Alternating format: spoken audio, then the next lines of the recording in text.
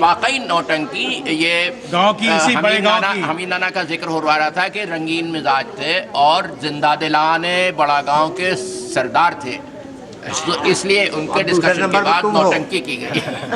لوگوں کو شکایت ہے کہ تم تو آئے نہیں اور لوگوں کو نصیحت کر رہے ہو. چلیے چلیے اوکے آلرائٹ بائے. کیا کہہ رہے ہیں؟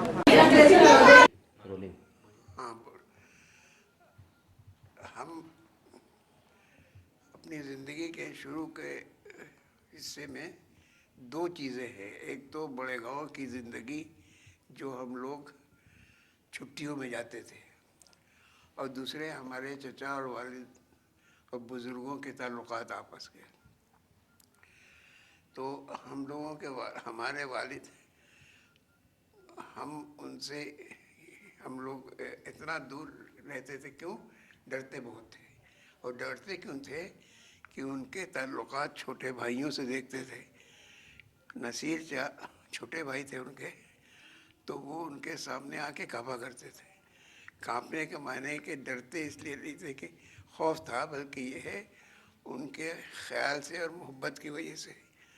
ہم کو یاد ہے کہ اب بھی ہماری شادی ہو گئی تھی، اچھی خاصی لڑکیاں بڑی تھیں، رضوان وغیرہ بہت بڑے تھے اچھے خاصے. امو جان ان کو کہتے تھے ہم نصیر چا کو. تو جب بارہ آتے تھے تو کوآپریٹو بینک کے مینیجر تھے.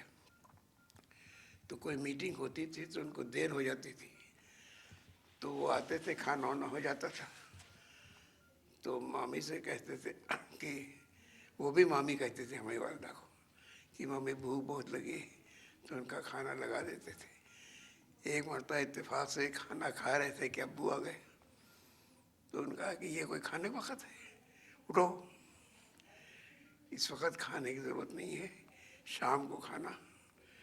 تو بیچارے اٹھ گئے فوراً. اسی طرح سے ایک آدھ مرتبہ، اچھا وہ جب بھی لکھنؤ جاتے تھے میٹنگ میں تو یہ ہوتا نہیں تھا کہ بغیر ابو سے پوچھے چلے جائیں. لکھنؤ سے بڑے گاؤں سے آتے تھے اور یہاں سے پہلے پوچھ کے کہ بھائی ہم جا رہے ہیں لکھنؤ، تب جاتے تھے. اگر ابو منع کر دے تو پھر نہیں جاتے. ایک تو یہ ہوتا تھا. تو یہ چیزیں دیکھ کے ہم لوگ ابو سے زیادہ دور رہتے تھے، خوف بھی کرتے تھے اور خیال بھی کرتے تھے، تو ان سے دور رہتے تھے. اچھا وارث بھی ہم لوگ ساتھ رہتے تھے، تو چونکہ وارث کو اتنا زیادہ ان کا نہیں تھا،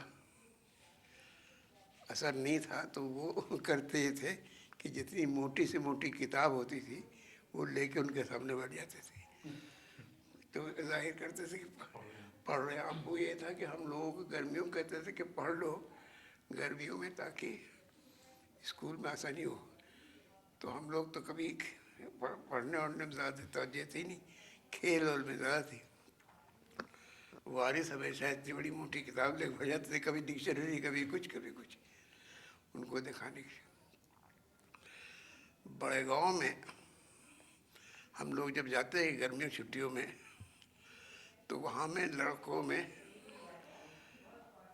گروپ سے مطلب ایک گروپ میں ہم، ضیا، ریاض، وائس، یہ تھے 4 لڑکے.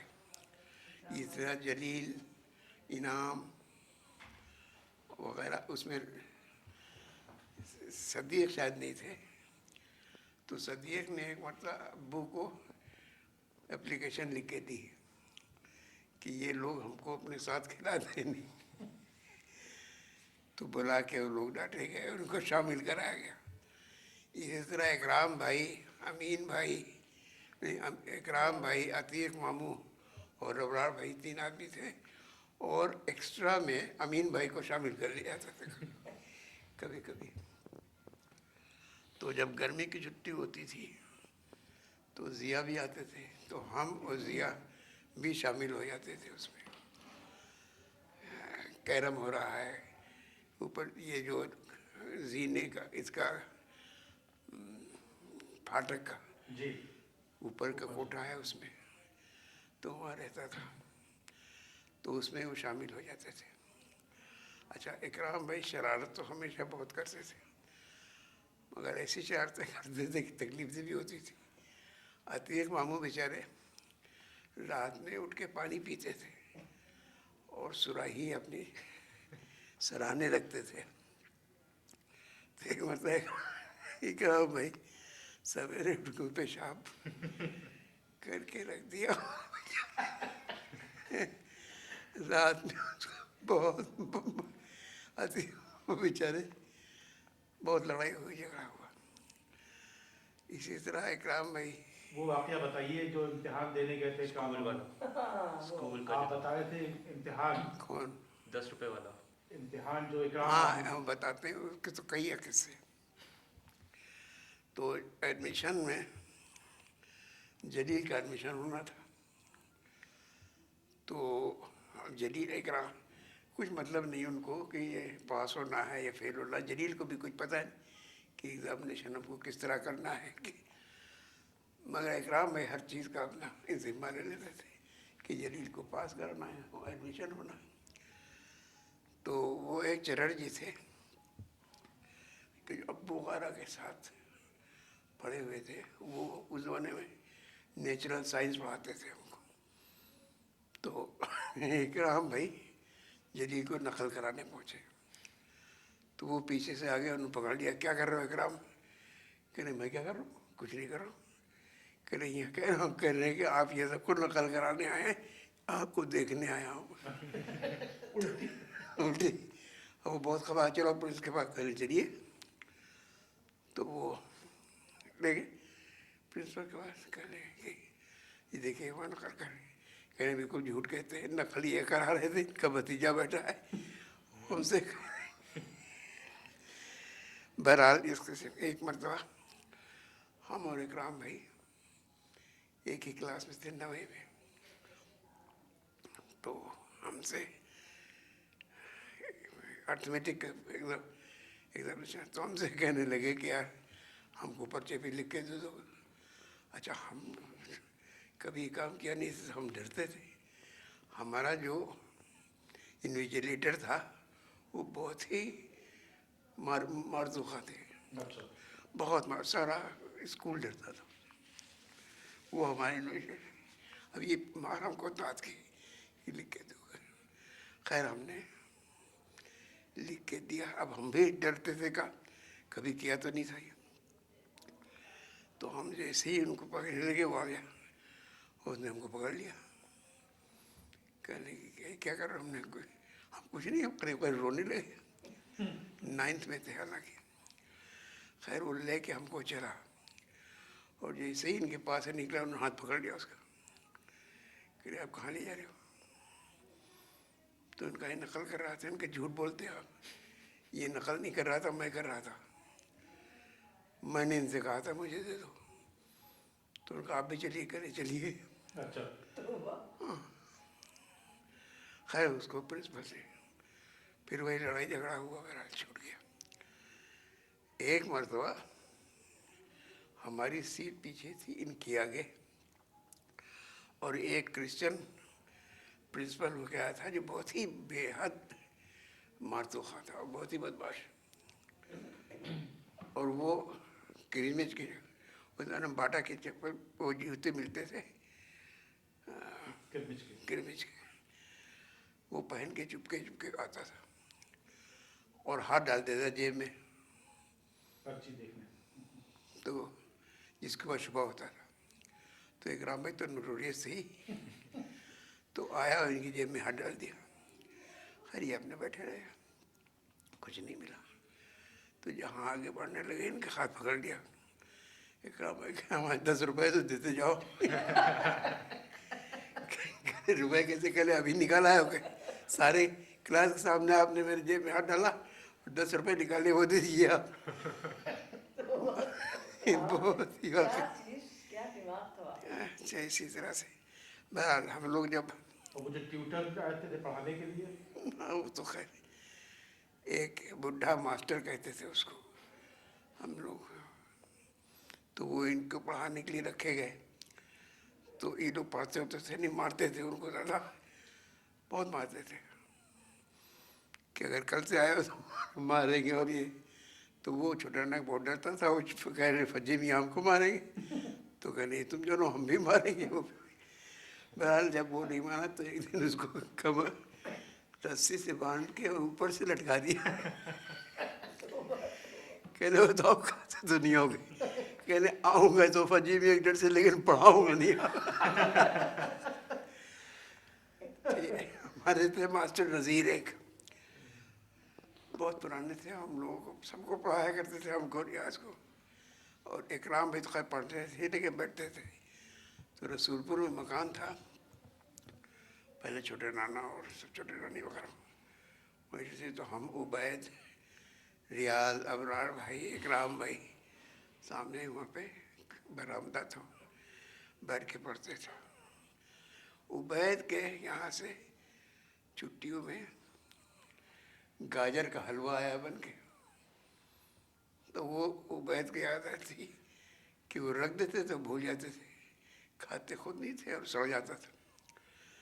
تو اکرام بھائی نے کہا ان کو معلوم ہو گیا کہ سڑ گیا ہے، تو اس کو نکلوایا اور اس کو گرم کروا کے اس پہ کچھ چیز کروا کے کیوڑا وڑا پلیٹ میں بند کیا. اور نوکر سے کہا جب ہم لوگ پڑھ رہے ہو ماسٹر نذیر ہوں تو ادھر سے لے کے گزرنا، تو جب پوچھیں گے کیا ہے تو کہنا کچھ نہیں، کچھ نہیں، ایسے لے رہے پلیٹ.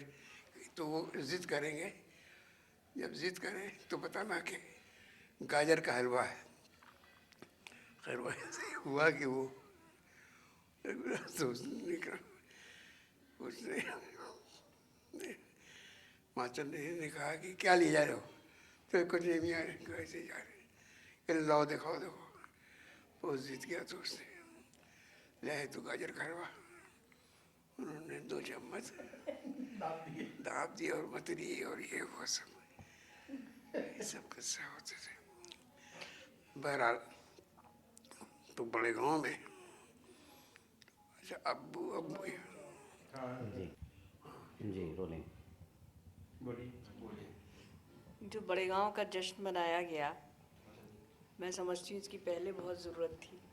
اور اب تو سب سے بڑی بات یہ کہ ماشاء اللہ سے اب ایک ینگ جنریشن سامنے ہے اور اس کو بڑی دلچسپی ہوئی، اور سب پرانے واقعات اور پرانے اپنے خاندان کے بزرگوں کے جو کی زندگی جو رہی اور جس طرح سے گزری وہ سب ان کو جو معلوم ہوا. تو میں سمجھتی ہوں کہ جو ہم لوگوں کا مقصد تھا کہ اس جشن سے لوگ آنے، جو ہماری ینگ جنریشن ہے، نوجوان لڑکے لڑکیاں، وہ جانیں اور پھر آگے وہ یہ وراثت لے کے چلیں. میں سمجھتی ہوں بڑے گاؤں میں جو خاندان رہے سب کو معلوم ہے، جو ان کی ایک مشترکہ جو ایک کہنا چاہیے ایک جو خصوصیت تھی، جو ان کی کوالٹی تھی، وہ یہی تھی. سب سے بڑی کوالٹی یہ تھی کہ بھائی سب، ایک تو یہ کہ اتحاد، سارے خاندانوں میں اتحاد، پتہ ہی نہیں چلتا کون کہاں کا. دوسرا یہ کہ ڈاؤن ٹو ارتھ، بالکل انسانیت سے بھرپور شخصیتیں تھیں. تو اس کا اثر جو ہے وہ ینگر جنریشن پہ پڑتا ہے، جو سب آپ لوگوں میں بھی وہی چیز ہے. جو سب سے بڑی بات بڑے گاؤں کے بزرگوں کی تھی، جنہوں نے ہم سب کو وہ چیز سکھائی، ایک تو یہ کہ انسانیت کی خدمت، دوسرا یہ کہ دور اندیشی کہ آگے آنے والے زمانے میں کیا ہونا ہے. تو لڑکیوں کی تعلیم، ان کی تربیت، اور جو اس وقت کے حالات تھے کہ بڑے بڑے ذمہ دار، سبھی لوگ ذمہ دار تھے، لیکن خاص طور سے خالو جان یعنی ہمارے سسر جمیل الرحمن خدوائی صاحب، جو پہلے بھی کہتے تھے کہ یہ رہنے والی نہیں ہے ذمہ داری، اور سب کہتے تھے یہ ایسے ہی کہتے کہ ذمہ داری بھی جا سکتی. اور ذمہ داری کے بعد پھر انہوں نے لوگوں کو یہ مشورہ دیا، خاص طور سے امو جان کو، نصیر چچا کو، کہ بھائی بڑے بڑے فارمز کرو، یہ زمین نہیں رہنے والی. بہرحال وہ ایک ہسٹری. اس کے علاوہ جو ایک اچھی بات تھی کہ لڑکیوں کی تعلیم، اور ہمارے یہاں بھی پہلی گریجویٹ سعیدہ باجی تھی، نصیر چچا کی بیٹی، اور جتنے اس وقت کے بچے تھے سب کی پڑھائی میں انہوں نے دلچسپی لی، اور عورتوں کو کیسے آگے آنے میں انہوں نے مدد کی. ہم اس کی جیتی جاگتی تصویر ہیں، کیونکہ آج ہم جو کچھ بھی ہیں، جہاں کسی بھی پوزیشن پہ ہم ہیں، وہ صرف خالو جان کی انکریجمنٹ. اور یہ جو ہمارے شوہر صاحب بیٹھے ہیں ان کا بھی بہت بڑا کنٹریبیوشن ہے، اور ان کا جو کوآپریشن ہمیں رہا، تو میں سمجھتی ہوں کہ آج کی دنیا میں، آج کے حالات میں بہت مشکل سے یہ مثالیں ملیں گی کہ کسی سسر نے اپنی بہو کو اتنا آگے بڑھانے کی کوشش کی، اور شوہر کا جتنا کوآپریشن ملا، میں سمجھتی ہوں بہت کم لوگوں کو ملا پوری زمین جائیداد لکھ دی ہماری، ہے۔ پوری ہماری زمین جائیداد لکھ دی۔ یہ صحیح کہہ رہے ہیں کہ جتنی بھی ان کے پاس زمین اس وقت تھی بارہ بنکی میں، تو ان کے نام نہیں ہے، وہ ہمارے نام ہے۔ تو یہ بھی ایک بے مثال چیز ہے۔ تیسری چیز یہ جو ان کی سب سے بڑی خاصیت تھی کہ ہم 28 برس کے تھے جب ہم پالیٹکس میں آ گئے تھے، اپنی کہنا چاہیے خواہشات کے خلاف، ہمیں کوئی دلچسپی پالیٹکس سے نہیں تھی، لیکن بہرحال خالو جان چاہتے تھے، ان کی اپنی تو اولاد کوئی ان کے ہاتھ نہیں لگی، ہم ہی لگے، تو ہم کو انہوں نے 28 برس کے جب ہم تھے، اس مئی میں ہمیں 50 سال پورے ہو جائیں گے ایکٹیو پالیٹکس میں، اور اس وقت جب ہم الیکٹ ہوئے تھے تو ہم 28 برس کے تھے، اور خالو جان جو تھے انہوں نے پھر ہمارے بچوں کی جس طرح سے ذمہ داری انہوں نے نبھائی کہ بھائی ان کو اتنی ینگ ایج میں پالیٹکس میں ڈال دیا، تو پوری طرح سے ہماری تینوں لڑکیوں کو انہوں نے جس طرح ماں کی خدمت کرتی اس طرح سے انہوں نے، اور خالہ جان، ان دونوں کا بھی بہت بڑا کنٹریبیوشن ہے ہماری سیاسی زندگی میں۔ آپ 1960 میں یہ 1960 میں ہم آئے تھے، تو لیکن ظاہر ہے کہ بیسکلی تو ہم سوشل ورکر ہی اپنے کو مانتے ہیں، لیکن سوشل ورک میں اور پالیٹکس میں بہت آپس کا رشتہ ہے، رابطہ ہے، تو اس طرح سے ہم پالیٹکس میں آئے۔ اس کے بعد سے جو خالو جان نے کی تربیت، کیونکہ ہمارا کوئی پولیٹیکل پنڈت نہیں ہے، کیونکہ ہمیں گھر میں اتنی زبردست تعلیم ملی اور ٹریننگ ہوئی، پولیٹیکل ٹریننگ ہوئی کہ ہمیں پھر کسی کی ضرورت نہیں رہی۔ اور سب سے ہم کو ایک بات بہت ان کی پسند آتی کہ انہوں نے ہم کو ہمیشہ یہ تعلیم دی کہ ایمانداری کے ساتھ، سچائی کے ساتھ اپنی رائے دو، کسی کو اچھا لگے یا برا لگے، تم پارٹی کے حق میں جو ہے وہ تم کہو ایمانداری کے ساتھ۔ اور ایسا شخص میں نے دیکھا نہیں کہ جو اتنا اس حد تک مطلب پارٹی کے لیے جان دینے پہ تیار و آمادہ ہو۔ کیونکہ ایک میں چھوٹا سا واقعہ چھوٹا کیا، میری زندگی میں تو بہت بڑی چیز ہے کہ جب ہماری پارٹی کا تفریق ہوئی، اندرا گاندھی کانگریس بنی، اندرا کانگریس بنی دوسری طرف، تو اس وقت خالو جان ہسپتال میں تھے، ان کو ہارٹ اٹیک ہوا تھا۔ ہم سے وہ ضد کرتے رہے کہ تم جاؤ، اور یہاں وہ پہلی کون سا تھا 25 یا 26 میرے خیال ہے دسمبر کو، 28 29 کوئی لاسٹ کی 2 تاریخیں تھی، اس میں تھا وہ ہاسپٹل میں، تم جاؤ، یہ اندرا گاندھی کی اسٹیٹ ہے، تم وہاں کی پریزیڈنٹ ہو، اگر تم نہیں گئی تو لوگ کیا کس سے کہو گے، تمہارا ویلڈ ریزن ہے ہماری وجہ سے نہیں جا رہی ہو، تم کس سے کہو گی تم نہیں آئی، یہ بہت ہی برا ہوگا اندرا گاندھی کے حق میں، تم جاؤ۔ خیر ریزرویشن کراؤ، اور اس سے زیادہ یہ کہ ظاہر ہے کہ جب ہم جائیں گے تو ہم ڈاکٹر سے پوچھیں گے بھئی ان کے حالات کیا ہیں۔ ڈاکٹر سکسینہ ہوا کرتے تو ان کو پہلے بلا کے کہہ دیا کہ یہ نہیں جائیں گی، آپ ان سے کہہ دیے میں بالکل ٹھیک ہوں۔ خیر بھائی ہم چلنے لگے تو ہم نے پوچھا کہ ڈاکٹر صاحب کیا حال ہے، کیسے، ہمارا جانے کو دل نہیں کر رہا، تو انہوں نے کہا نہیں ٹھیک ہے، ہم کل پرسوں تک ان کو شفٹ کر دیں گے پرائیویٹ وارڈ میں۔ لیکن یہ ہے پھر بھی انہوں نے کہا کہ بھئی ہارٹ کا معاملہ ہے میڈم، میں اس میں اور کیا کہہ سکتا ہوں، اتنا انہوں نے کہا۔ اور ہم لوگ یہیں تھے، بہت کامیاب میٹنگ رہی اندرا گاندھی کی، ہم اور عمران دوسرے دن جانے والے تھے میل سے، اور صبح 5 بجے مونس کا فون پہنچا کہ ان کا انتقال ہو گیا۔ خیر ہم لوگ شام کو دوپہر میں پہنچے۔ تو اس طرح کی جو ہمیں تربیت ملی اس نے ہمیں بہت زیادہ ہیلپ کی کہ معاملات کو سمجھنے میں اور دیکھنے میں، اور ایمانداری کی بات سچائی کے ساتھ اپنی کہنے۔ اور دوسری بات جو ہمارے ماموں صاحب تھے شفیق الرحمان قدوائی، ان کا جو کنٹریبیوشن، ان کا بھی یعنی ان کے تو اگر آپ قصے سنیے تو لگتا ہے وہ فرشتہ تھے، کوئی انسان کے جو طاقت ہوتی اس کے علاوہ بھی ان میں کوئی طاقت تھی، جس قسم کے ان کے حالات رہے، حالات زندگی، اور جس طرح سے ان کا جو کنٹریبیوشن رہا، تو میں سمجھتی ہوں، اور سب جو میں نے پہلے کہا کہ اکٹھے اور ایک رہنے کی بات، لیکن جیسی محبت ان دونوں بھائیوں میں تھی، نصیر صاحب اور جمیل صاحب میں سمجھتی ہوں ایسا نہیں تھا۔ میں نے خود دیکھا ہے کہ وہ آتے تھے، ایک تو خالو جان کو یہ تھا کہ وقت پہ کھانا کھاؤ، وقت پہ سو، یہ سب. اب وہ بیچارے کو کبھی میٹنگ میں دیر ہو گئی تو ہم چشمدید گواہ ہیں اس کے کہ آئے، مامی بڑی بھوک لگی ہے، بڑی بھوک لگی، کھانا دے دو، کھانا دے دو. کھانا آ کے رکھا گیا، جلدی سے آ کے بیٹھے، ایک لقمہ اٹھا کے منہ میں رکھا، اتنے میں خالو جان آئے.